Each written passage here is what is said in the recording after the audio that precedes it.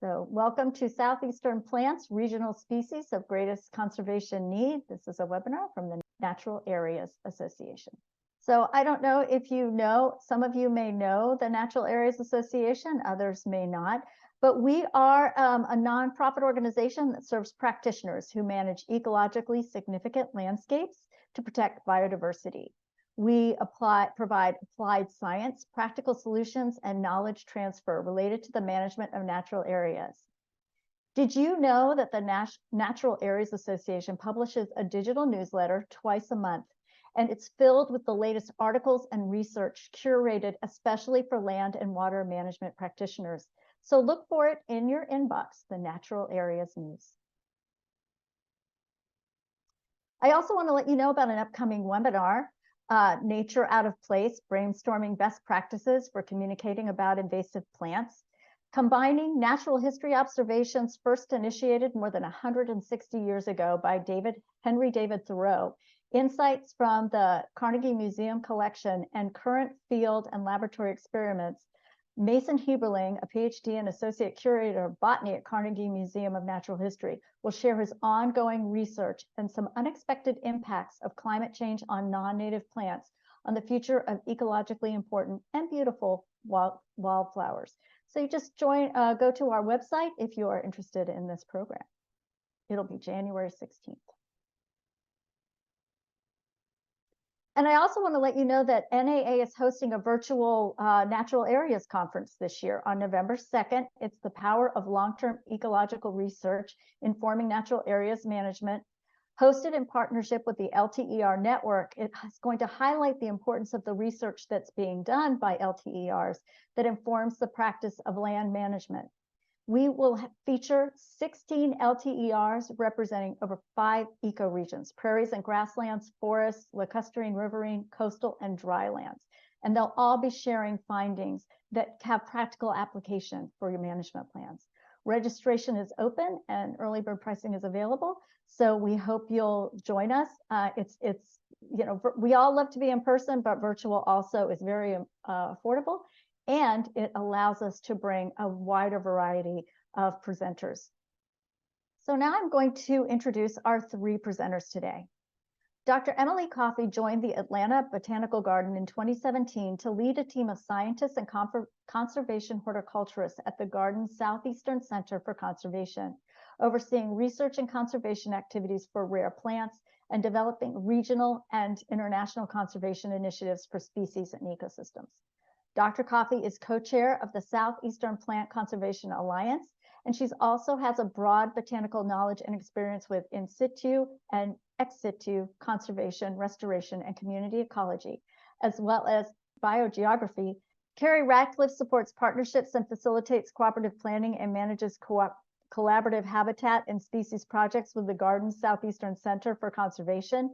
She also serves as the Mountain Bog Safeguarding Project Coordinator for the Georgia PCA, Chair for Southern Blue Ridge Bog Learning Network, and a steering team for the Piedmont Prairie Partnership. Carrie coordinated the 2016 and 2020 Southeastern Plants Partnership Conversation and is co-chair for the Southeastern Plant Conservation Alliance. Sarah Norris has a background in community ecology, environmental science, and conservation, and uses her experience in facilitating conservation activities to support the Atlanta Botanical Garden and Southeastern Plant Conservation Alliance. This role leverages her experience with academic and research program coordination to support the Southeast PCA and development of the first regional species of greatest conservation plant need list for imperiled plants. Thank you for the introductions. And as Sarah's pulling up the screen share, I'll just thank you all who are participating in the Natural Areas Association for having us here today to present on one of our current projects with the Southeastern Plant Conservation Alliance, which is leveraging the Southeast network of professionals and experts that existed before our alliance came along to just help promote them, and working together to significantly move the dial forward for plants by creating this RSGCN product that raises their profile as fellow members of the wildlife world, because plants are not always defined or recognized as such.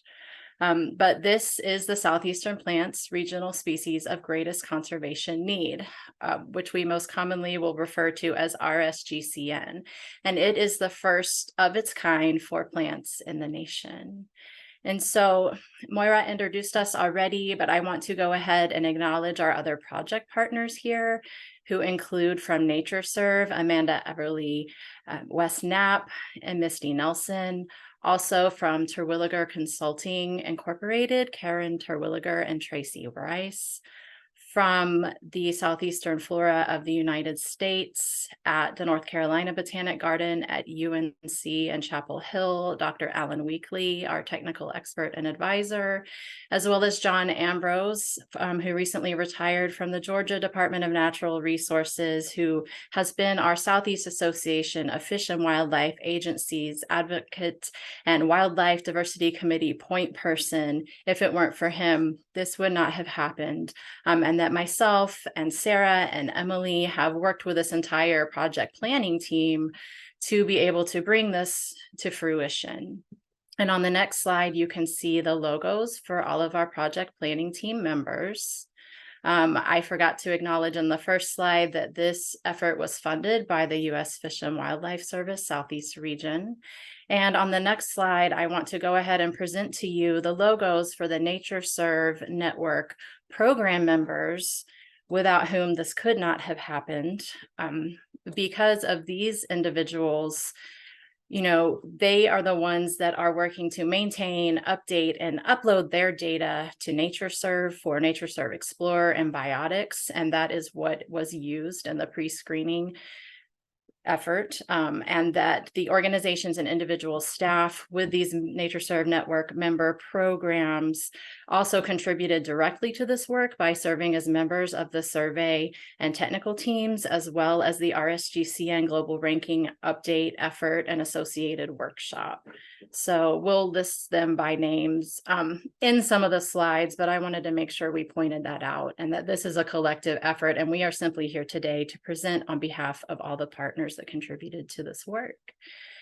And to set the stage for how this came about, we're going to give a little bit of background on the Southeastern Center for Conservation at Atlanta Botanical Garden, as well as the Southeastern Plant Conservation Alliance. So I will turn it over to Dr. Emily Coffey, who is our leader for the next couple of slides. Hi, Carrie. Thank you so much. And thank you so much, Maura, for a great introduction. So I'm going to talk for just a few minutes about the Southeastern Center for Conservation. Behind the scenes at the Atlanta Botanical Garden, the Southeastern Center for Conservation focuses on the mission, which is to lead innovative strategies and partnerships to conserve imperiled plants and natural communities. As many of us know, the Southeastern United States is a diversity hotspot, with many plant species found nowhere else in the world.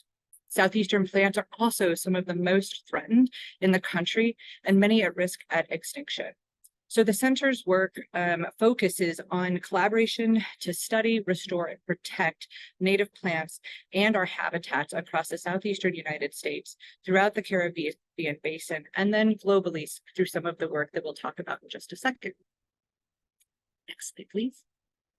So this is a schema diagram that we try to use to sort of tell the story of all of the work that we're doing at the Southeastern Center and sort of help everybody understand how it all is interconnected and how the work that we do is really focused around our networks and partnerships.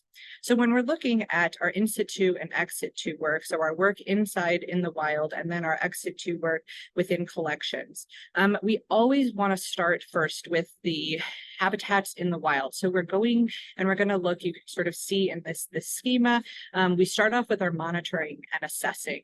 And this is where we're trying to understand sort of long-term threats and trends, and where we're looking at the in situ locations and trying to really get a strong picture of what we're dealing with. From there, we can sort of move on to our ex situ work, so our out of the wild work that we're actually doing in the garden. And so this includes our seed banking. As we know, this is one of the most effective ways to safeguard threatened populations. We also utilize the most novel and technologically advanced processes, including cryopreservation and tissue culture for our species that are non-orthodox or can't traditionally be stored. And finally, we also have our conservation horticulture, which is where we are able to grow out thousands of plants that we're able to conserve, species that are unable to be banked, and species that we need to utilize for in situ augmentation and also for the storytelling. And sort of as a basis for all of those ex situ work, we're always holding up our standards on conservation genetics. And this is really what underlies our ex situ conservation. It allows us to be able to study the genetic diversity of the collections as well as our wild material and really make the best informed decisions. From our conservation horticulture and our ex situ work, we can then sort of look at how we transition into our in situ and how all of these pieces are connected. So we conduct experimental augmentations where we're actually helping do augmentations and tracking the success of those augmentations over time. And we're utilizing the skills that our conservation horticulture team has to be able to provide that material. We also work in habitat restoration from very small scale restoration projects that we have from ½ acre all the way up to our largest restoration project, which is around 310 acres down in the panhandle of Florida.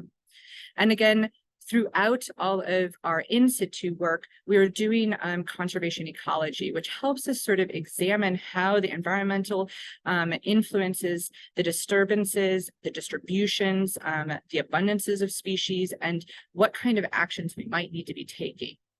And then, as you can see in the center, that is our network and our partnerships. And you'll see that that's purple.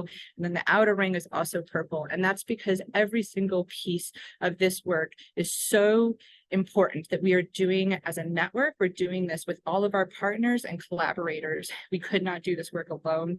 Conservation is only going to be successful if we work as a community, working together, supporting each other, and really elevating one another. So we do this through our networks and partnerships. And this is part of one of our partnerships. So this is our Southeastern PCA that we're going to be talking about. Sarah, if you want to go to the next slide.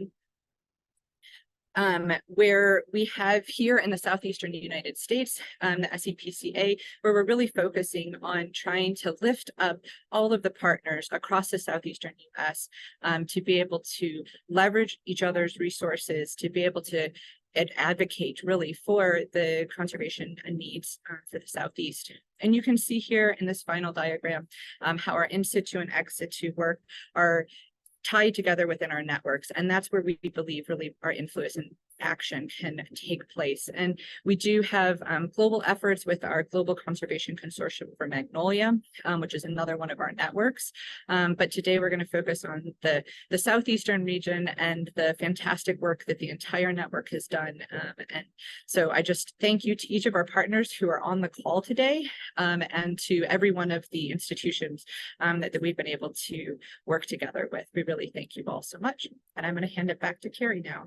Thanks, Emily, and thanks again to our partners who have worked with us to launch the formal alliance, the Southeastern Plant Conservation Alliance, which was formalized in 2020 and built upon years of strategizing and networking, following on the heels of the Southeastern Partners and Plant Conservation events in 2020 and also back in 2016, each of which you can learn about online, which had its own goals and successes, but ultimately led to this. And now we're working to bridge gaps between local and national efforts to prevent and restore the loss of plant diversity in our region. And this is achieved by building capacity, facilitating novel partnerships, and leveraging shared resources in order to stimulate our collective success.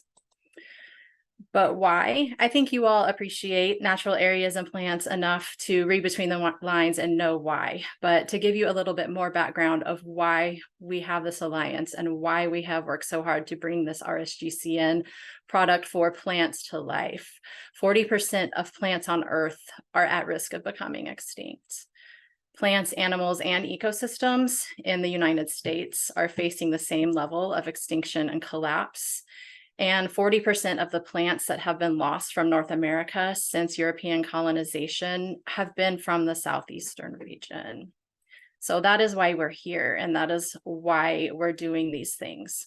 On the next slide, we have some of our goals in our Southeastern PCA info sheet, which I'll highlight some of these strategic concepts that arose during our planning back in 2020 and 2021 that tie directly into developing this list. But basically we wanted to be able to leverage and enhance the Southeastern Plant Conservation Alliance and Natural Heritage NatureServe member networks through recruiting experts and intensive engagement with partners for this list directly. In general, we do the same with existing partners and their knowledge and experience.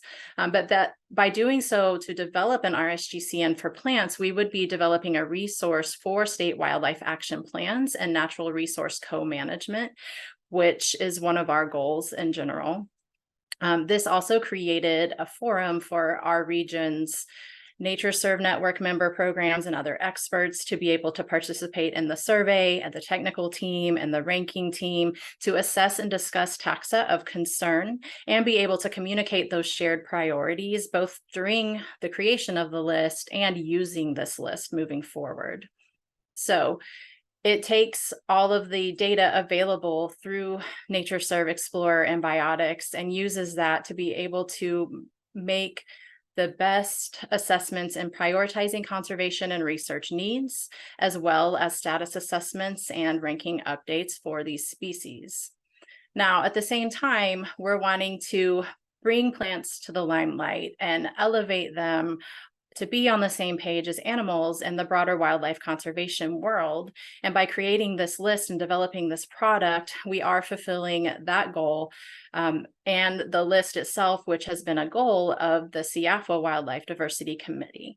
It also complements the existing Southeastern Animal RSGCN lists to further integrate our efforts of plants and animals, right? And they're coexisting in these natural areas that also need specific attention.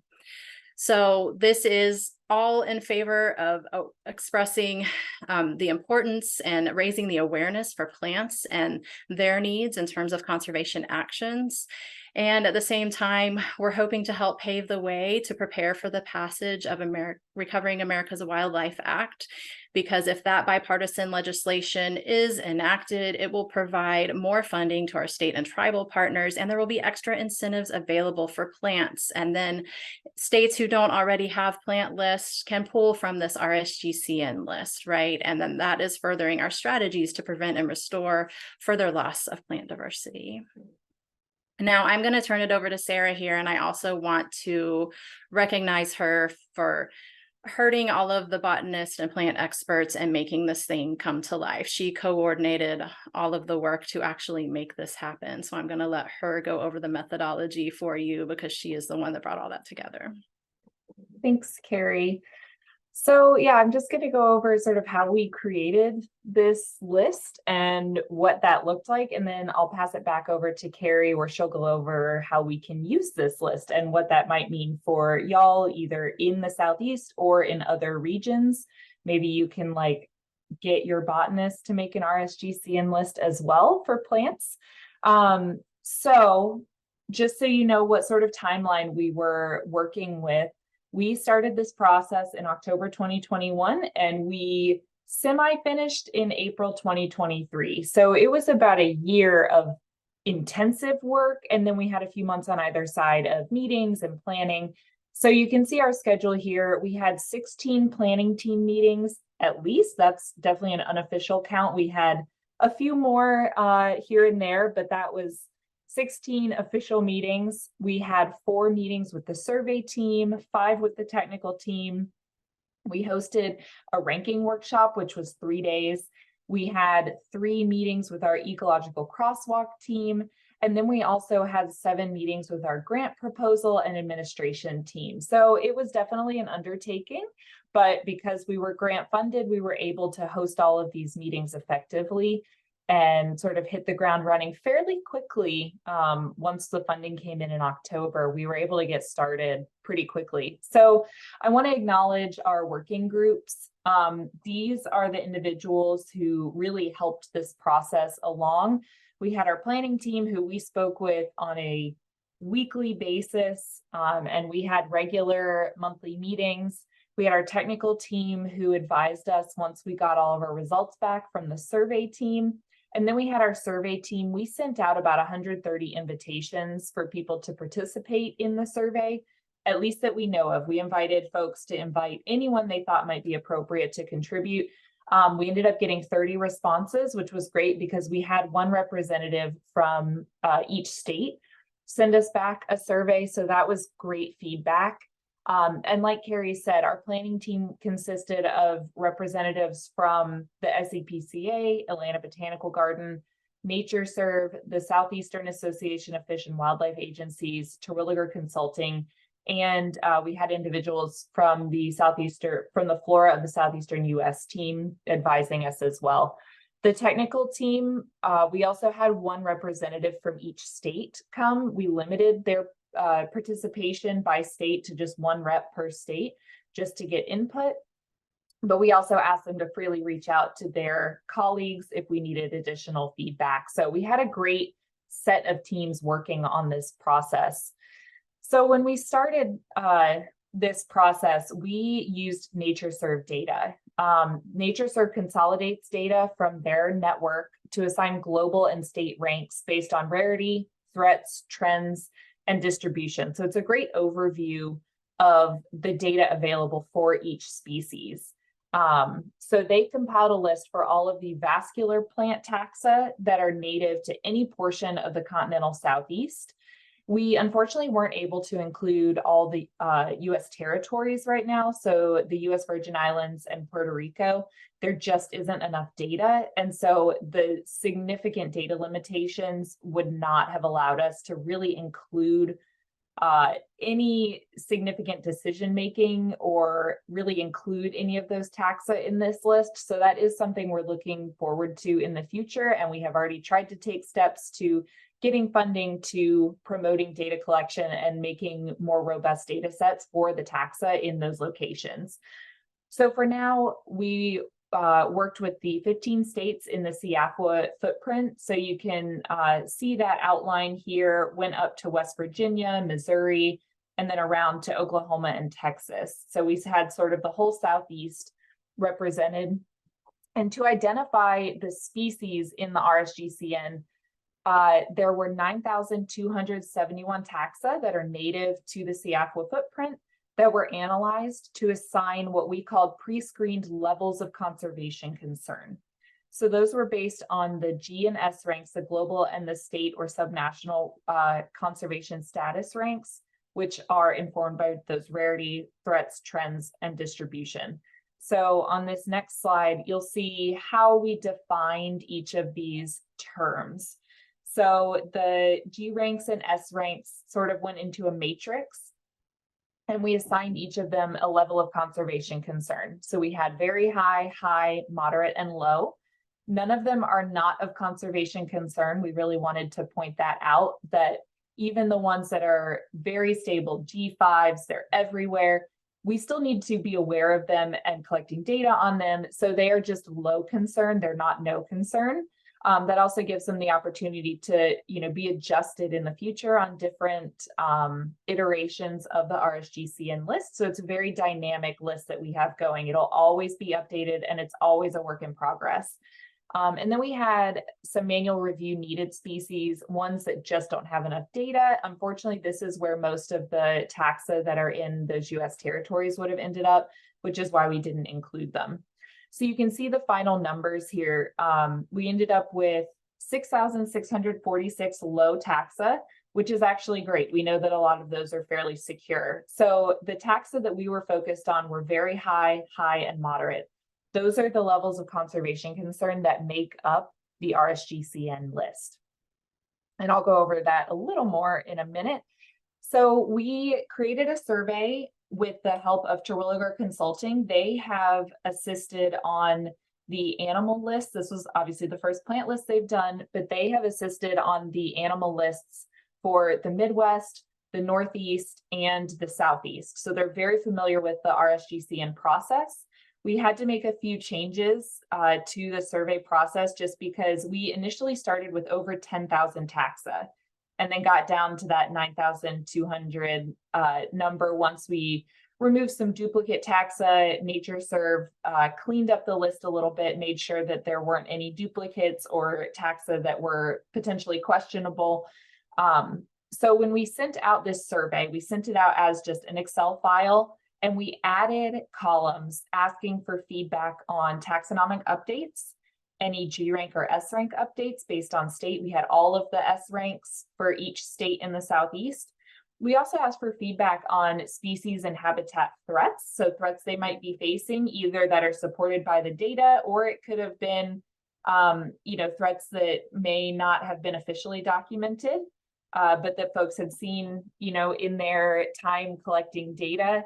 And then also conservation and research needs. So what these botanists felt that these taxa needed to promote conservation.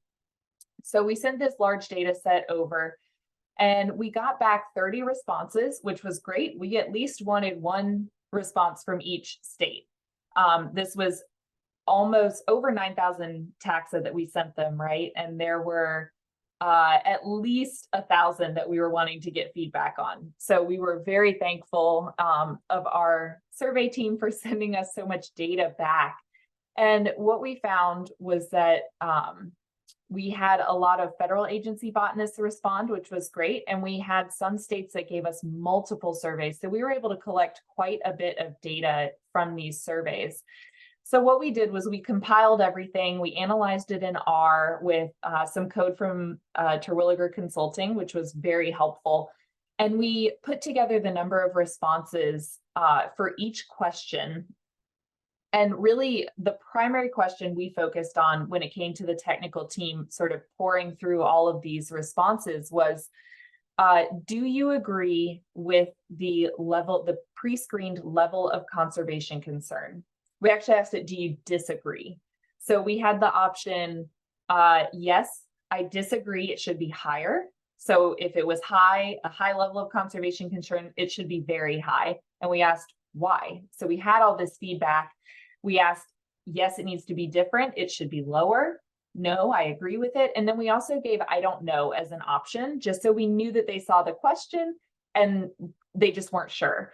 So the highest response priority that we determined were the ones that didn't have consensus, that we needed the technical team to manually review the feedback and see what they, felt. We had a representative from each state, so we could get different feedback from different regions of the Southeast. So they focused on these highest response priority taxa, where the feedback was more than 50% of respondents didn't know how the level of conservation concern should change. If there was less than 50% consensus, so there were a bunch of different results that we got back, or if it was split down the middle, 50% said, yes, it needs to be higher, and 50% said it needs to stay the same.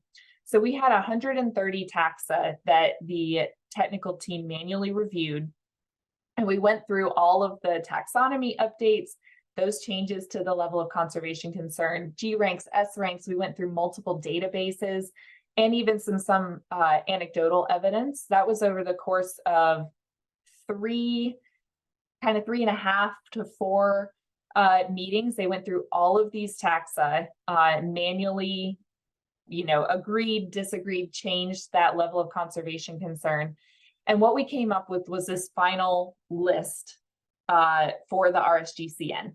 So ultimately, we had 967 very high LOCC, as we refer to them, 251 high, 886 moderate, and then that number, the 6,646 low, and then 801 manual review needed. So that is the final breakdown for now of the RSGCN list.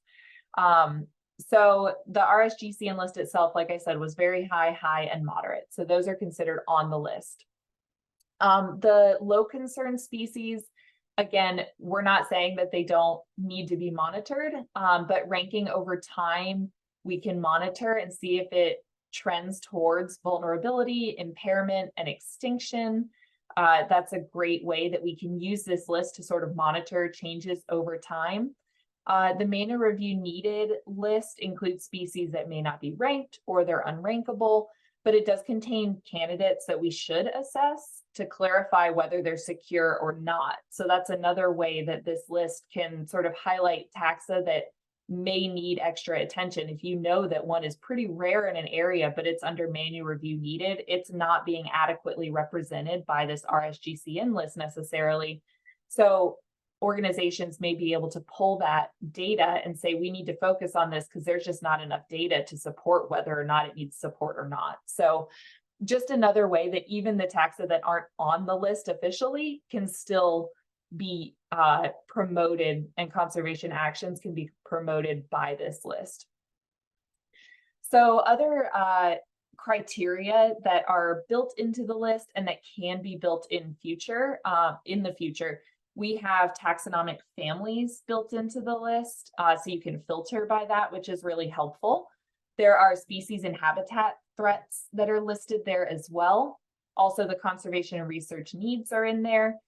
We recently added the ecological system groupings from the US NVC, sorry.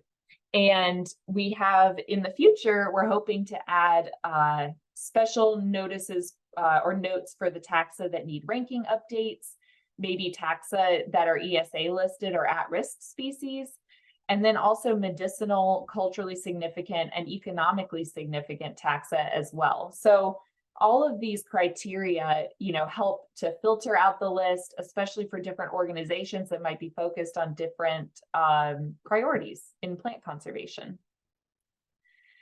So this is just a couple of examples of some taxa that might be surprising or not, just depending on how you, maybe what sphere in plant conservation you're in, or if you're not in plant conservation at all.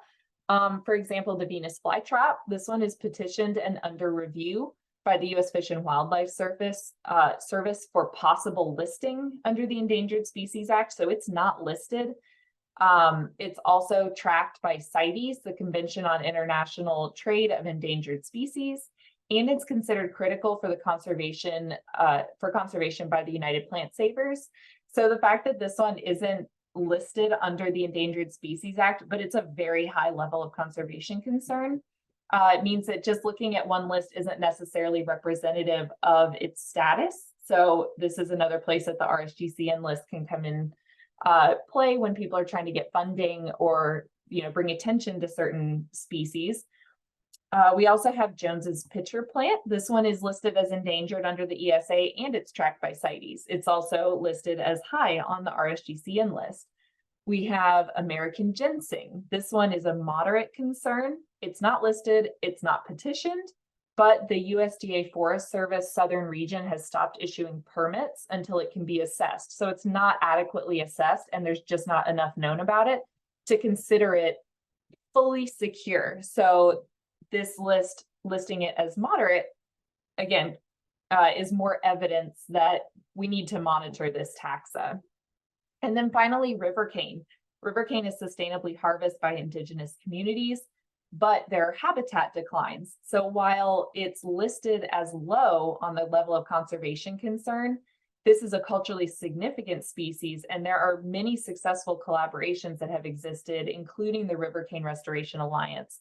It's also been included in many swaps. So this list is just a tool, right? We can look at all of these different lists and sort of bring them together and say that certain taxa, like the Venus flytrap, are actually really high level of conservation concern, whereas river cane is secure, but it still needs additional help if we can bring it in as a culturally significant species.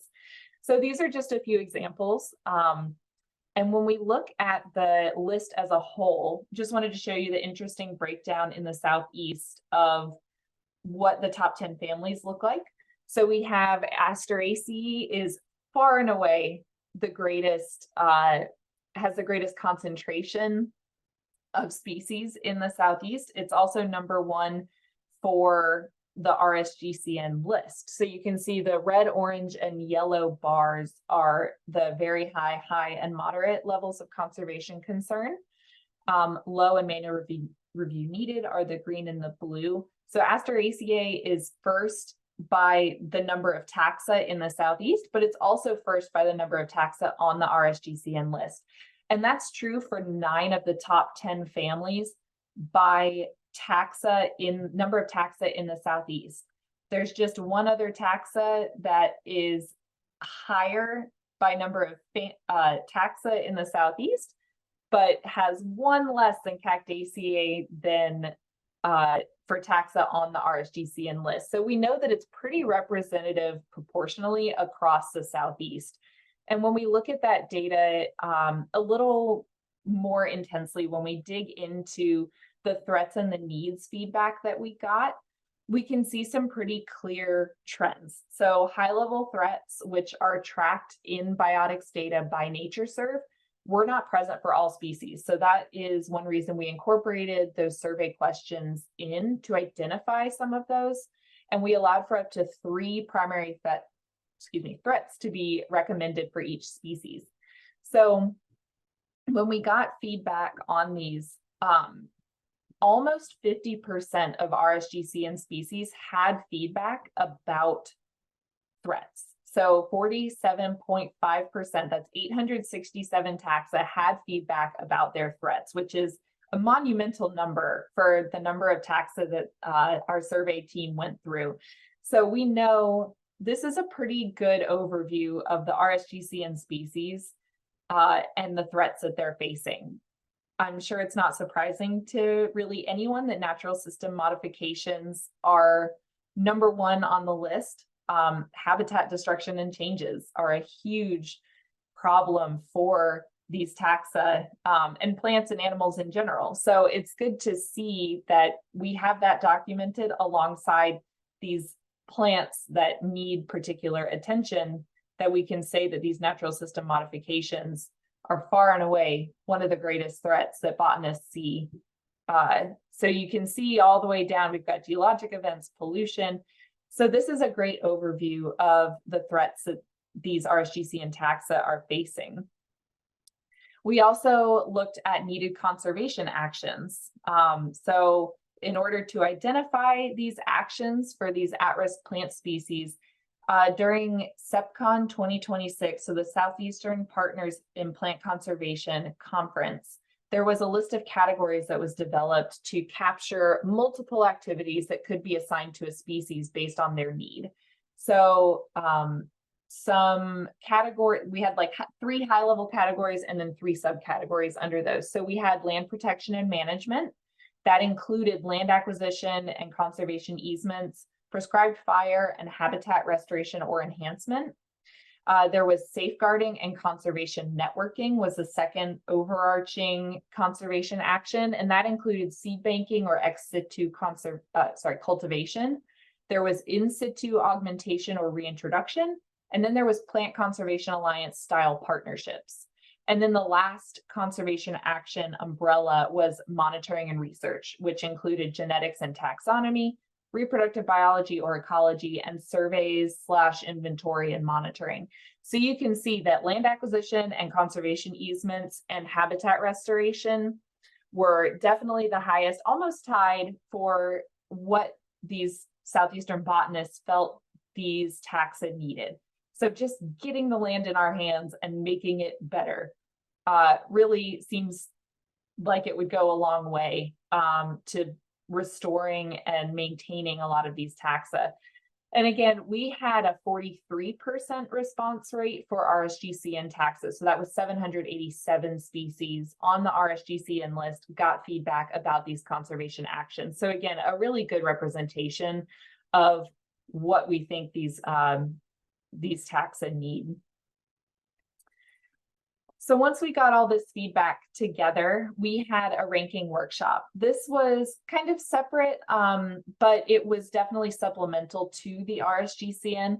What we did was we came together for 3 days. This was facilitated by NatureServe and attended by NatureServe network botanists. and attended virtually and in person. We also had attendance from all 15 states, either before, during, or after the workshop. We went in with the goal of updating the global ranks for 50 taxa. They blew that out of the water and addressed 71 taxa. 20 of those had never had ranks assigned before. They'd never been assessed. So it was a phenomenal effort. We had hybrid participation and even had follow-ups after. So the effort that these botanists put forward was just insane. And in 3 days, they just did a lot of groundbreaking work, really, to clarify a lot of rankings and to assign new ones, which was just great work. So this was really the first outcome that we had from this RSGCN process. And when we continued to work on this process, we ended up with even more complementary data updates and more results from the RSGCN, and Carrie is going to go over those in a little more detail. Thanks, Sarah. That was a great overview. And I've been trying to answer questions and share links in the chat. So someone asked about those high-level threats, which seem a little vague, and that's because they are. So I have put a link to the NatureServe full methodology document, as well as a URL link that describes those 10 top threats and then the subcategories under them. So if you are interested in that, it'll make more sense if you look at the subcategories. So yes, lots of synergy arose throughout this whole process, right? It's bringing together all of these experts and having discussions that transcend what we're doing on our own every day and transcending those political boundaries. And it was really beautiful to witness and just to assist in facilitating. Including the ranking workshop was such an innovative thing to tack on to this project. And we do have a second ranking workshop coming up in February as part of another grant that includes Informing Endangered Species Act petitioned and listed species. So we're really excited to continue that momentum forward. But as Sarah said, conversations happened during the technical meetings in which we were able to better define the category of RSGCN for the taxa in question, as well as prompting the NatureServe network member programs to prioritize updates, or if they knew information that wasn't digitized or wasn't added to Biotics or Explorer yet, that to go ahead and get that in there. And they really worked hard and hustled to make those things happen, as well as preparing for the ranking workshop. A lot of rankings were updated for species at the state and global level. A lot of this took place virtually before and after the workshop, as well as all that we assessed during the workshop, which was amazing. And it really brings to light what Emily was discussing about the partnerships being so supportive and innovative. We can utilize these standards like the RSGCN that had existed for animals in a few regions, but it grew into something bigger along the way, and adapting models of success from local and the Regional Plant Conservation Alliance, and all of this synergy arising to accomplish more than we ever thought was possible. So these benefits and synergies have also led to more efforts, which I'll talk about in the next slide. But I just want to echo that one other difference that I think Sarah already mentioned was the high confidence in the available data for plants compared to animals. So we already had that edge, and then we were able to elevate the state of the available data and the outcome and the actual product and list just because of that and everyone working together. And then the next slide, we're finally getting to present something new for those of you who have been waiting to hear something a little different after attending multiple webinars and presentations that we've given. And that is the ecological systems crosswalk. So we know that in NatureServe and Biotics and Explorer, we have crosswalk information for the U.S. National Vegetation Classification System, primarily for groups. And with the data that was available at the time of the pre-screening, we had 846 RSGCN species with at least one group associated with them, some affiliated with 2 groups, and then just a handful associated with up to 7 different groups. Now, this effort has been summarized by Dr. Alex Loomis, working under Dr. Jennifer Cartwright. Alex is an ORISE postdoctoral fellow working for the Southeast Climate Adaptation Science Center, with Jen advising him through USGS.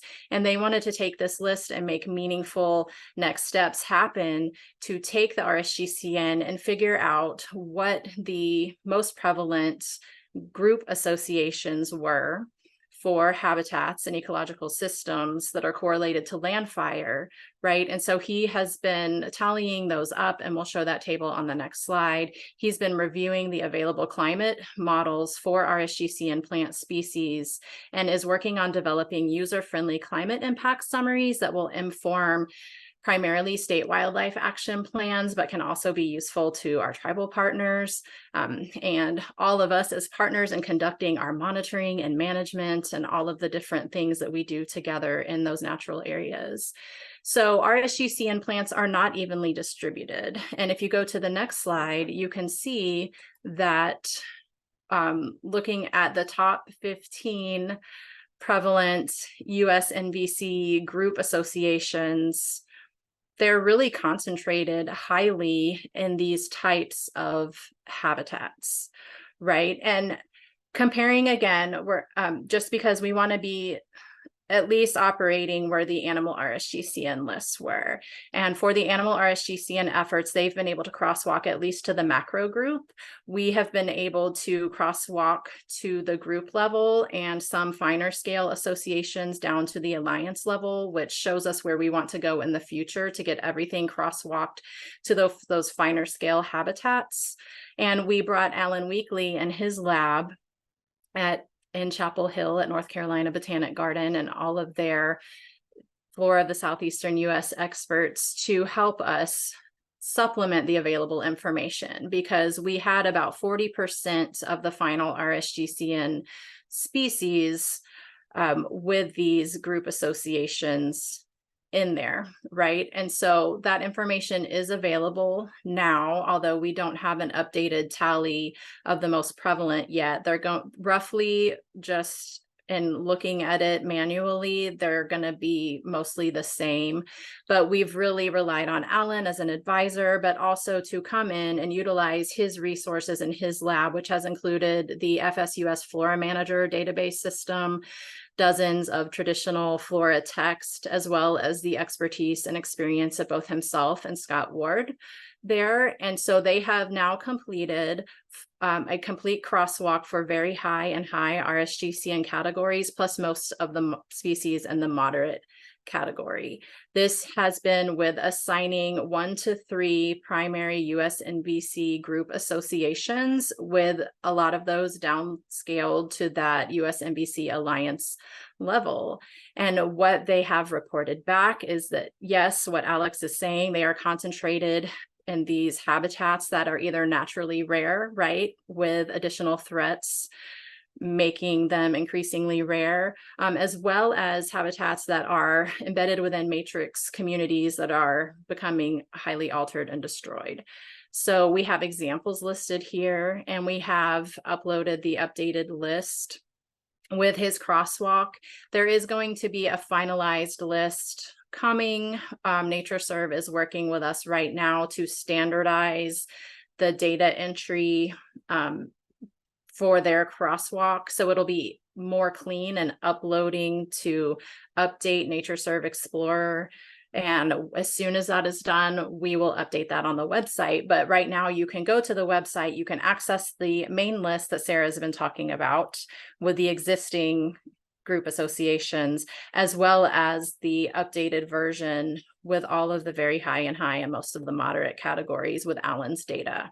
And then we'll update that as soon as it is standardized just a bit more.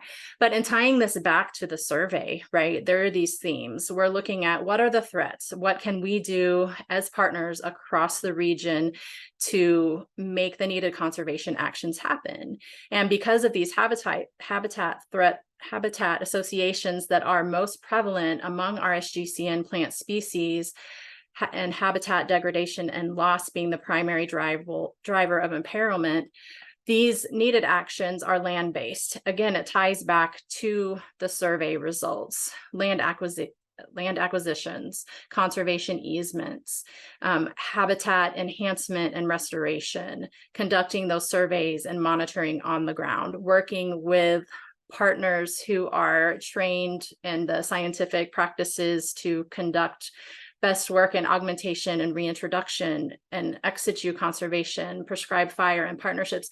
This is how all that data parsed out. And this will also allow us to maximize our impact because of the conservation actions that are needed and the concentration of RSGCN taxa in certain habitats. It presents us with efficient targets and goals.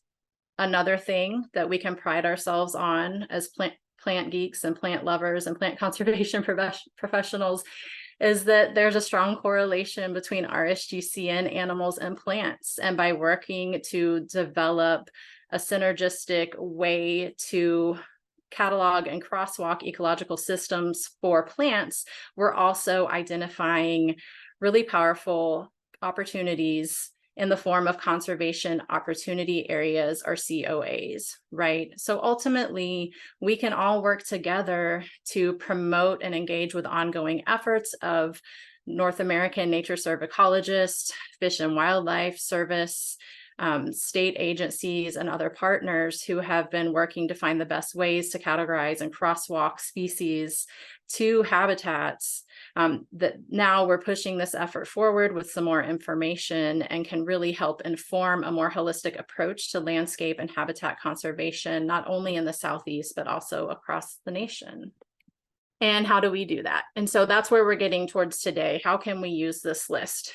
You don't have to be working on a state wildlife action plan to use this list. As we discussed earlier, though, one of the principal reasons we wanted to approach creating it was to inform and support state wildlife action plans. In the nation, we've had varying degrees of inclusion of plants. You know, many states have included plants in some form or other over the iterations and revisions of swaps. There's another swap revision coming in 2025. A lot of states in the Southeast are already well into developing theirs and have added plants. We do know now that an update to this map that shows inclusion in 2005 and 2015, that all Southeastern states will be including plants in some way in 2025, which is amazing. And we know that a lot of them are already utilizing the RSGCN. And in the next slide, I just want to go over what state wildlife action plans are in case we have people on that aren't aware of them. They highlight states' priorities and are required to receive funding in the form of state wildlife grants from the federal government, and they're revised every 10 years.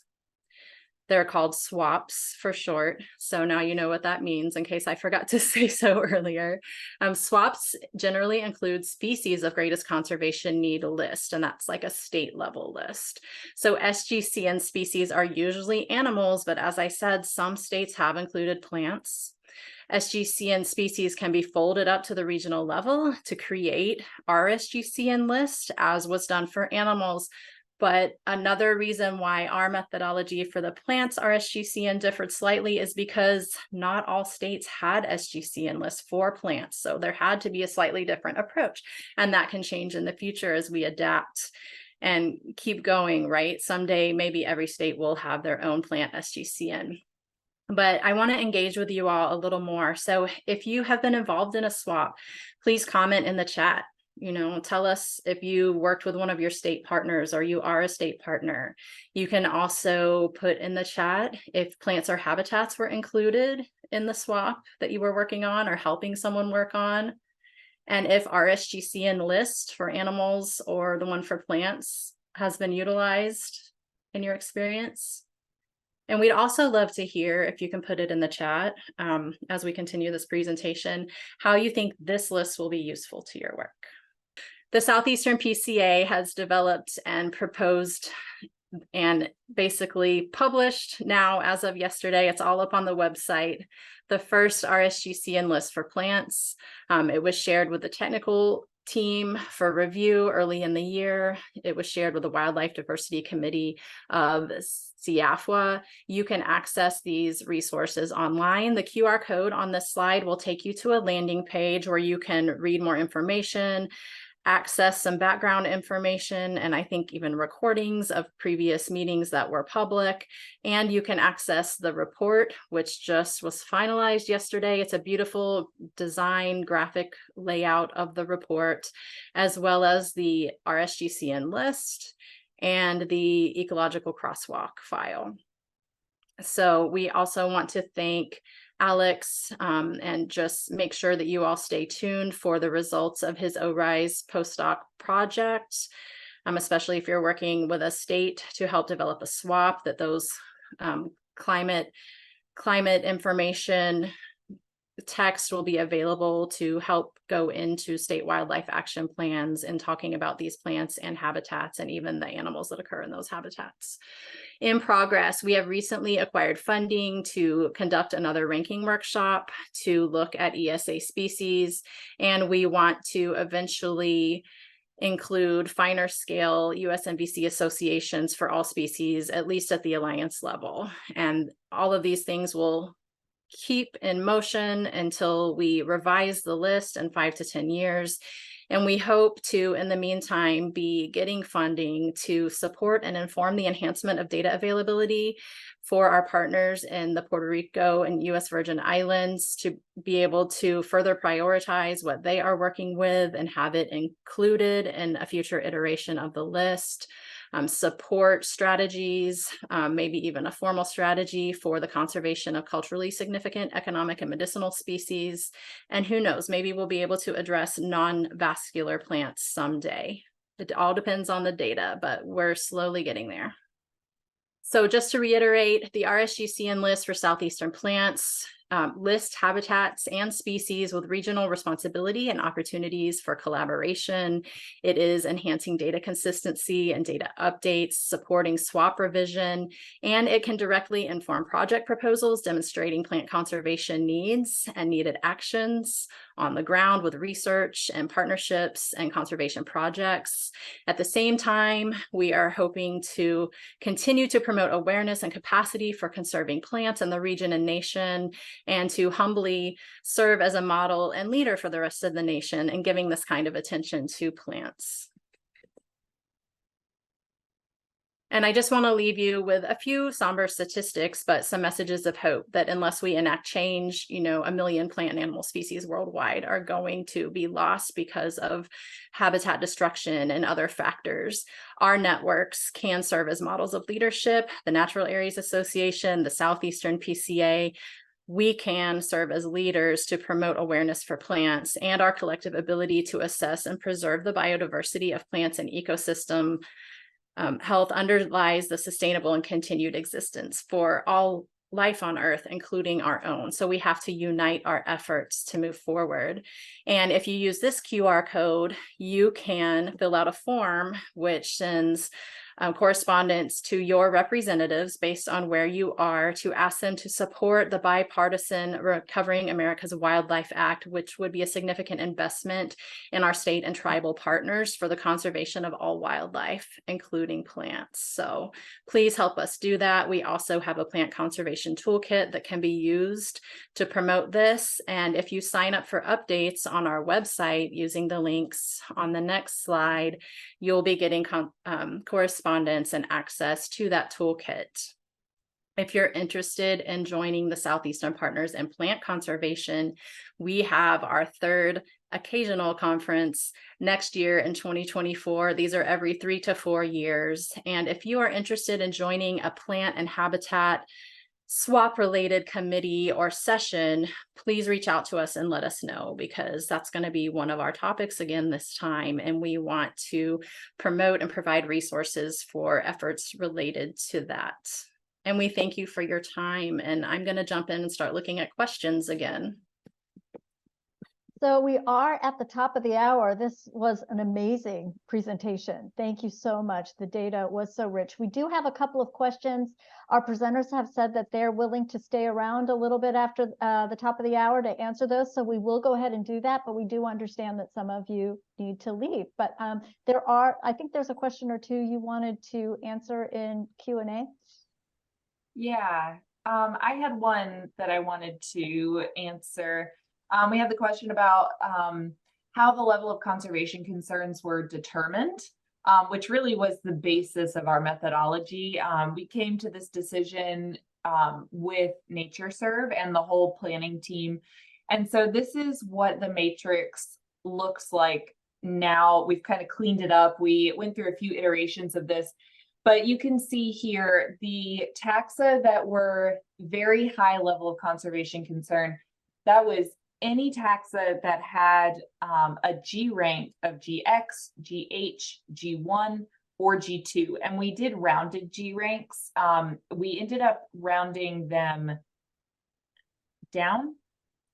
Wait, up, down, We right? rounded the dual combined ranks down. Down, right, okay. So anything that was GX, GH, G1, or G2 was automatically very high. Then the S ranks came in. So if we had a G2 or a G3 that also had an S1, S2, SH, or SX, those were high. And so we had this matrix where, you know, we kind of fit these taxa in. There were a few that we changed just manually in the technical team revision, just thinking that the data wasn't quite up to date possibly, but with how often biotics is updated by the states and by these heritage networks, NatureServe Heritage Network botanists, we had a really high confidence in this data. So we knew that we wouldn't be far off. Of course, this is a dynamic process. This will always be changing. There's always new data coming in. So you're kind of hitting a moving target, but this was how we tried to get as close as we could to categorizing these taxa appropriately. So you can see this, and this is available in the report as well. We have our official printed report that Carrie mentioned on the website that you can follow with that QR code, or it's on the it's se-pca.org. You can get it there as well. So you can download it and you can refer to this, and the rest of the methodology is listed out in there as well. Thank you so much. There is one question that just came in. Is there someone to correspond with regarding technical questions about the report? Who would you recommend? We can answer those questions. You can use the contact form on our website, or you can reach out to us if our emails are provided in the bios. Okay. We will be following up with everyone who registered for this program. You will receive a recording as well as access to the resources that were provided. And typically we do share the emails of the presenters with all of you so that you can ask individual questions that didn't get answered. So thank you so much again. This was a wonderful presentation, an amazing amount of work, such an impressive group of people coming together on a very, very important issue. So thank you so much for taking the time to present to us today. We truly appreciate it. Thank you so much. Thank you so much. Thank you, everyone, and we'll see you soon.